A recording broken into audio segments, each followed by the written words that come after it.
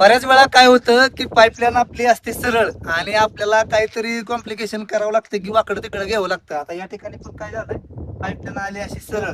आता आपण या ठिकाणी फिल्टर बसवतोय अशा इकडे तोंड करून. या ठिकाणी 90 डिग्रीचा एल्बो जो आहे तो बसत नाही, तर त्या ठिकाणी 45 डिग्रीचा एल्बो जो आहे तो तुम्ही अशा पद्धतीने बसू शकता. आता या ठिकाणी बघू शकता तुम्ही एकदम सोप्या पद्धतीने जो काय एल्बो आहे अशा आता या ठिकाणी बसतोय. फक्त याला काय लागतंय, याला एक सॉकेट जे आहे ते एक एक्स्ट्रा लागतंय. अशा पद्धतीने तुम्ही सॉकेट जे आहे ते ह्याला फिट करू शकता आणि बसवू जे आहे ते बसवून अशा पद्धतीने घेऊ शकता.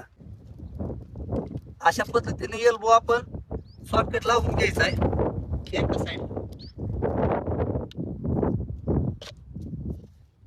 अशा पद्धतीनं म्हणजे आपल्याला काय करायचं आहे, ही जी बाजू आहे ती ह्या साईडला बसवता येईल आणि एक साईडला ह्याला इनबिल्ट जी आहे ती जी काय तोंड आहे ती दुसऱ्या बाजूला अशा पद्धतीनं या ठिकाणी आपल्याला पाईप जे आहे ते बसवून घ्यायचे. बरोबर आपल्याला जेवढी पाहिजे आहे त्या ठिकाणी आपण या ठिकाणी पाईपाचा तुकडा लावून आपण तुम्ही करू शकता.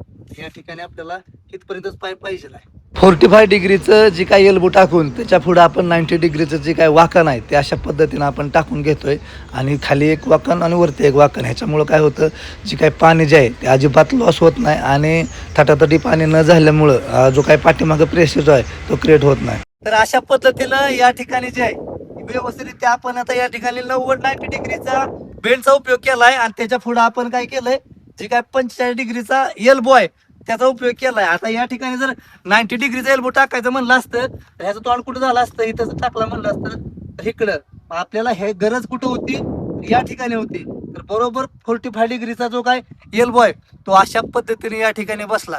ज्या ठिकाणी तुम्हाला अडचण येईल त्या ठिकाणी अशा पद्धतीचं नियोजन जे आहे ते तुम्ही करू शकता.